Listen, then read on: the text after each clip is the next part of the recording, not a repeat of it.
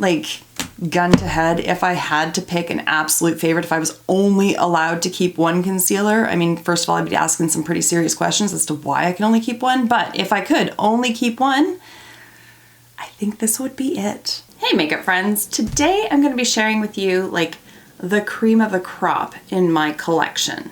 Let's get into this.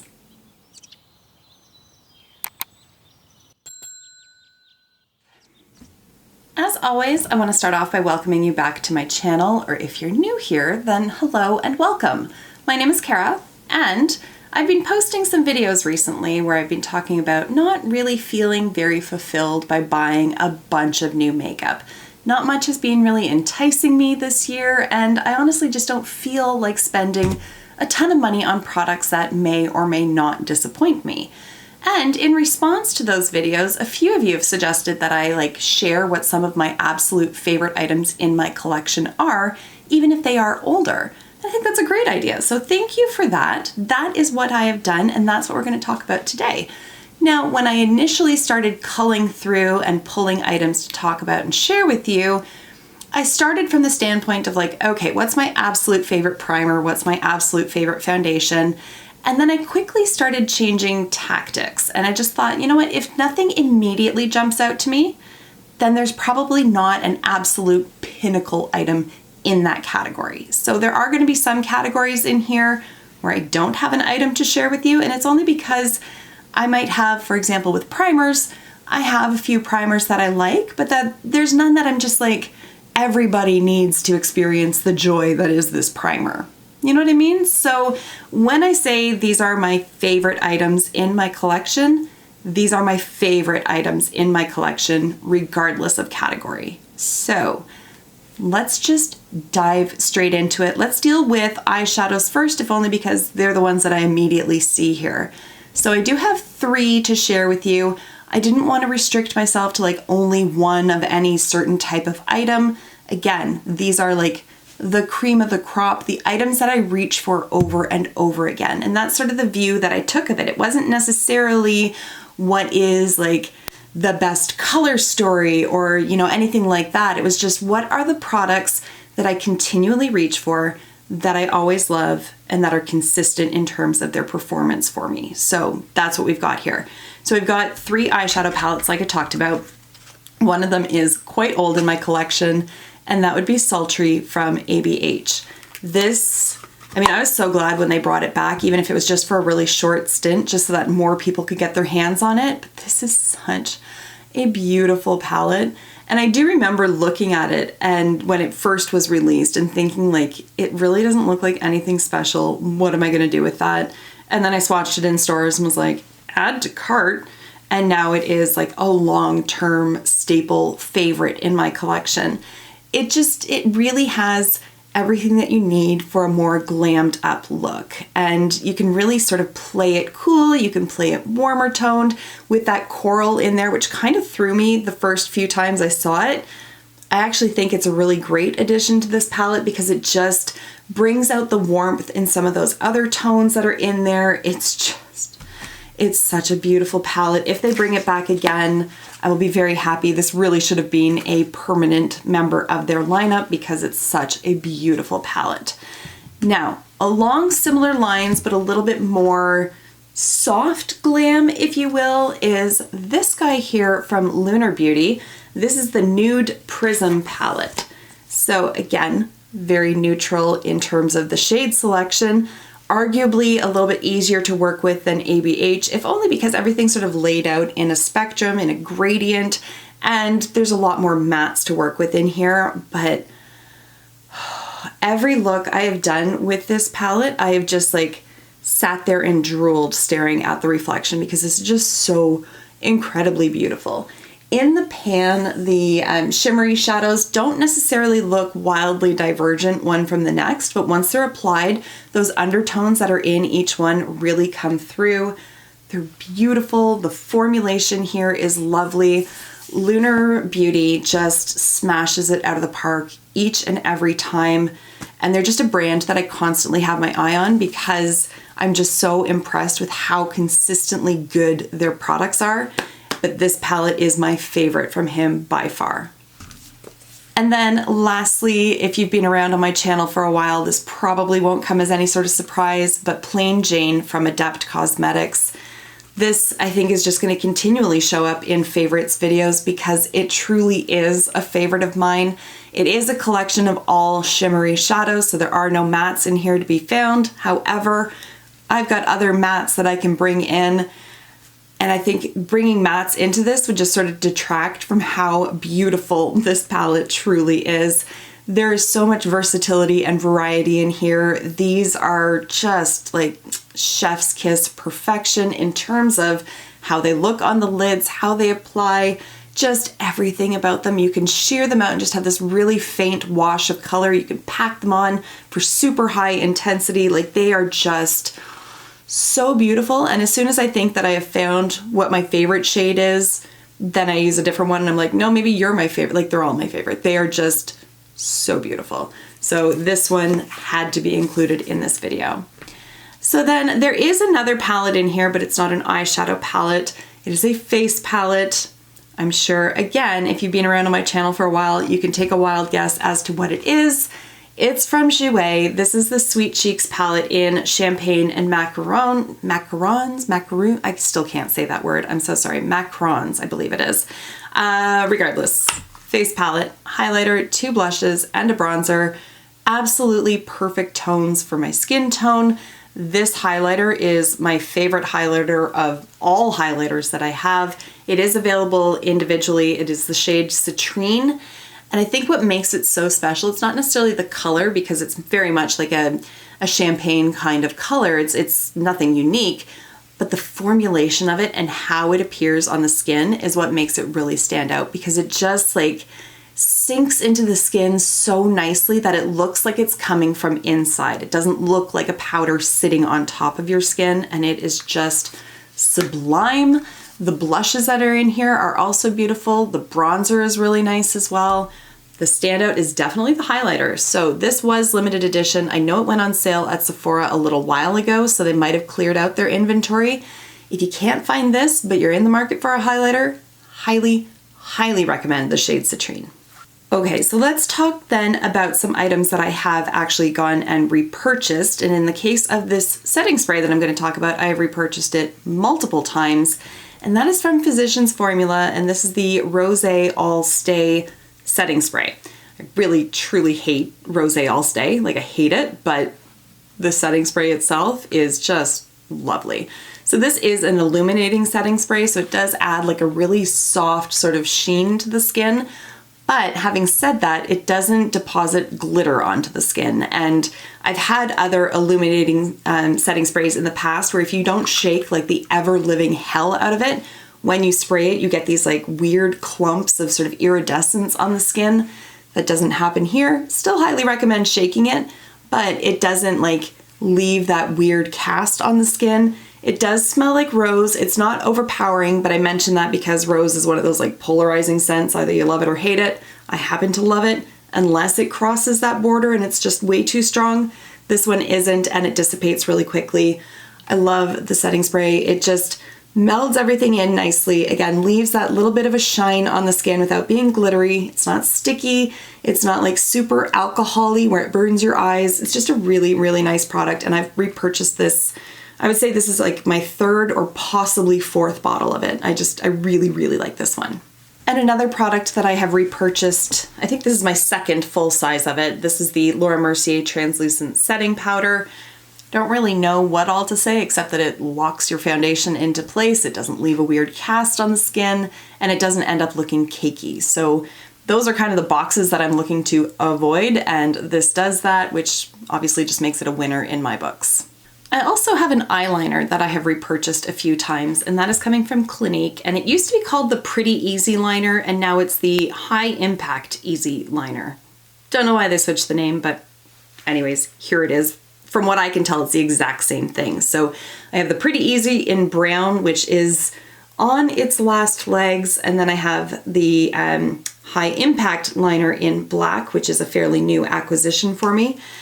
And I just love the liner. It's called Pretty Easy for a reason, because it's pretty easy to use. It is like a brush tip applicator, very, very fine point. It hasn't pilled, it hasn't split apart. Like, this is months old. It's probably over a year if I'm being perfectly honest, and still it's held up and I wear this all the time. I find brown to be easier to pull off on a day-to-day basis than black. Black can be a little harsh, time and a place, but typically for work I go for the brown, so I wear this a lot. And it just, like, I've never had any complaints with it. It doesn't feather, it doesn't bleed, it's really easy to apply. It doesn't get sticky on top of itself where it like skips as you're dragging it along. It's just form and function all in one. It's a fantastic liner. Now I do have a few other things in here that I have repurchased in the past, but they also kind of fall into broader categories. So let's just tackle it by the broader categories, and the ones that I've repurchased, I will let you know. So let's start off with concealer as an example. So this is one that I have repurchased. This is the Milani Conceal and Perfect, which I have in the shade 125 Light Natural. I think this is my third container of it because this is a standout concealer. And I'm not even gonna say a standout for the drugstore, because this, like, across all boards, because it's out of a drawer of like 30 concealers, it rises to the top every single time. By top, I mean like top 3. I can't really specifically name an absolute favorite because it just really depends on my mood, honestly, but this one is a fantastic concealer. I'm just gonna spare myself having to say it all like 3 times for all 3 of them. The things that I'm looking for in concealer, I want high coverage, I want easily blended, and I want it to wear well throughout the day. If it doesn't do any 3 of those things, I don't want it. So all 3 of those check that box. Milani's the only one that I've ever finished and gone through completely. These ones are fairly newer in my collection, and yet they are absolute standouts, absolute favorites. These are the ones that I reach for the most. So on the one hand, we have the KVD Good Apple. Now I have it in light 105, which I purchased simply because I wanted to get my hands on this product so quickly and get a review up and share it back when it was first launched. 105 is a little light for me, so I needed to go like one more shade, but they didn't have it available for purchase at that time. I can make this work, but it's better for me in winter than it is at this time of year. But again, it checks all the boxes of what I'm looking for in concealer, and I freaking love it. If, like, gun to head, if I had to pick an absolute favorite, if I was only allowed to keep one concealer, I mean, first of all, I'd be asking some pretty serious questions as to why I can only keep one, but if I could only keep one, I think this would be it. I really do. I think this would be it. So this is the new Faux Filter Concealer from Huda, and I have it in 2.5G Nougat. It's a fantastic concealer. It is so good. I had their previous one, the, what was it called? The Overachiever, and it was good. This is better. I don't know if this was designed to replace it. I don't know if they tweaked what they did, but certainly the delivery mechanism, far better. The other one was in a tube. This one has a doe foot, fairly nice sized doe foot. I honestly can't explain to you what it is that just sets this one apart, but it's just very lightweight. It doesn't look creasy? It doesn't crease or look cakey under the eyes. It wears beautifully throughout the day. It has amazing coverage. And again, it's really lightweight and feels rather hydrating under the eyes as well. So it almost feels like applying skincare rather than makeup, blends out easily. Like, it just, I love it. And this paired with the Huda Beauty Easy Bake powder, stellar combination, stellar. I finished my deluxe size sample of that powder, and I have others that I'm working on. But once I finish some, I am very excited to buy the full size of the Huda powder, because under the eyes, it's so, so good. Anyways, let's move on from concealer. So let's talk cheek products. Let's do that. So I have one cream stick blush and one powder blush. Again, if you've been around, this probably won't come as a surprise, but this is the Everlasting Blush from KVD, and in specific, this is the shade Foxglove, which is just this beautiful dusty rose mauvey kind of tone that just looks like you've done just a little bit of exercise, not to the point where you're like sweating and like gonna die, but like maybe being outside for a brisk walk and it's kind of chilly. That kind of vibe. Love that vibe. This powder, silky smooth, so blendable, so buildable, absolutely gorgeous. And then the stick blush that I have here is from Hourglass, and this one is in the shade Devoted. And you might see a little bit of a recurring theme here in that it is another rosy sort of pink, but it's just beautiful. And it's like, if you're looking for an everyday blush, like that's the kind of shade I'm gonna go for on an everyday, daily basis. I love my peaches, I love my reds, I love my oranges, but this is most definitely the most functional that I have. And this formula is beautiful. It blends out so nicely. I actually like that it's in a stick because it's just so easy to apply. You can like rub it onto your brush or just swipe it on your cheeks, whatever's your jam, whatever floats your boat. But this blends out so nicely and it lasts all day. It's just a beautiful product. Now, I do recognize that the Hourglass is quite expensive, so if you're looking for something very similar, it's not quite as nice in terms of the formulation, but really not far off at all. Nude Sticks has an option here. This one is in the shade Bareback. It's one of the nudies all over face color. On the one end, you get a little brush that comes with it, and then the actual blush is right up here. So again, a rather nude kind of pink, and it's just beautiful shade, absolutely beautiful shade. The Hourglass is a little bit more, I guess, emollient in terms of its formula. This one is absolutely not hard to work with at all. It's just this one feels just that little bit more luxe, if you will, but this is not a bad option. And I think it would save you about, I'm gonna say just off the top of my head, about $20 versus the Hourglass. So I did want to include it, even though it's not like the pinnacle for me, I did want to include it just to give that option. Okay, moving on from there, I guess I should have included this in the cheek products. Well, we're not too far off. We just talked about blushes. I don't know what I'm worried about. Okay, so liquid highlighter. I didn't include why didn't I include a powder highlighter? Because there's one, obviously, comes to top, Cookie, Benefit. We'll get back to this. This one here, stupid packaging aside, Benefit Cookie highlighter, freaking gorgeous. So beautiful. It has like just enough sort of pinky peachy to it that it just like melds into the skin. And again, it sort of has the same kind of vibe as the Jouer one. This one's a little bit sparklier, like it's a little bit more intense. But again, if you use like a finishing powder or something like that, it just buffs it all out so beautifully. This and Citrine powder highlighters, absolute perfection. And then we'll move back to this one as a cream option or a liquid option, if you will. This is the Beauty Light Wand in the shade Pillow Talk from Charlotte Tilbury. My favorite is Spotlight, but I've used that one up completely, so this is the one that I have to show.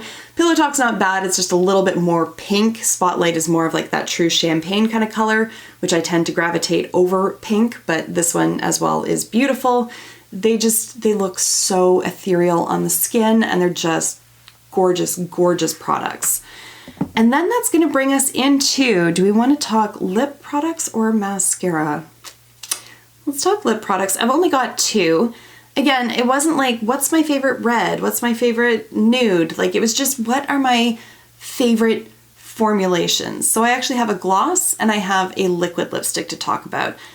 Bullet lipsticks, I enjoy bullet lipsticks. I'm wearing a bullet lipstick right now, but I don't tend to get like super excited about their formula. Whereas gloss, when you find a good gloss, you know it. Same with matte, like liquid lipsticks. When you find one that's comfortable, you know it. So gloss, I have talked about this one a million times on my channel before as well. It's from Pat McGrath. This is the Lust Gloss in Flesh Fantasy. Perfect shade, perfect formula. Love these glosses. They are fairly long lasting for a gloss, but they're like not slippery at all. They're not sticky. They don't produce those weird strings between your lips. They don't just camp out in the corner of your mouth. They don't bleed and feather all over the place. It's just a beautiful product. In looking at it, I can see that like, I can see through the tube here. Like I've used probably about that much of it. I would absolutely repurchase this in a heartbeat. It's freaking gorgeous, especially that shade Flesh Fantasy. Hate the name, but the shade itself, beautiful. And then liquid lipsticks. My favorite liquid lipstick formula comes from the Lip Bar. These are stellar. This shade in particular, chef's kiss perfection. This is the shade Boy Trouble, and it's just so freaking fun. It's like an orangey kind of red. It's gorgeous, but these are just so comfortable to wear, like very long wearing, but they are not drying at all. They don't crack and crumble on the lips. They're really easy to apply. And they run like $13, I want to say, and they often have some shades on sale for about $8. Fantastic price point. I do have a code with them, which will save you, I believe, 10%. I have all my codes listed in the description box. I'll pop it up on the screen as well, but highly, highly recommend this formula. Okay then, mascara. We all know. I mean, I think my channel right now is like synonymous with Bite Beauty Upswing Mascara. I love this, and I am absolutely gutted that Bite Beauty has gone under and this will no longer be available. I have purchased 2 backups and have really restrained myself. I have wanted to buy like all of the backups, but it's just not the smartest idea. So what makes this so wonderful? First of all, it's just got like a bit of an hourglass, sort of natural bristled applicator, which I like. There's nothing fussy about it. There's nothing gimmicky about it. It relies very heavily on its formula, and the formula is phenomenal. It lengthens my lashes, it separates them, and it volumizes. I put it on and I'm just like, holy shit, look at my lashes. Like, it's like false lashes in a tube. Phenomenal. So this has become like the touchstone for all other mascaras, and thankfully I do have 2 that are very similar to that. So they're not quite to the Bite Beauty level, but if you can't get your hands on the Bite, and eventually I'm not going to be able to either, my backups are going to run out, it'll be a sad day, that's okay, I will wallow, we'll be fine.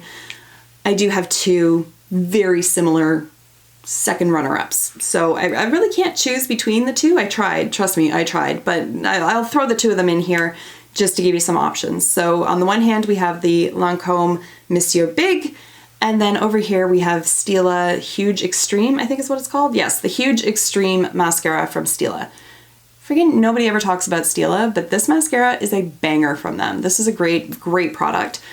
Very similar applicator to the Bite Beauty, a little bit thinner, but again, just a very hint of a hourglass figure. Nothing too fancy going on there. Again, regular bristles. Formula does very, very similar to the Bite. Likewise, the Monsieur Big.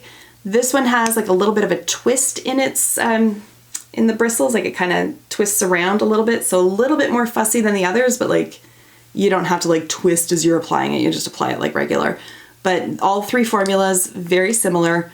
I give the edge to the Bite, but the other 2 are very good backups. So that is it. Those are the absolute top products that I just cannot get enough of, that I love and I use over and over again, that I would not hesitate to repurchase any of these items. So let me know what some of your absolute standouts are in your collection. Drop it down in the comments. I would love to know. But for now, I'm going to wrap it up here. Thank you so much for taking the time to watch. I will see you in my next video. And until then, just be a decent human being. Bye for now.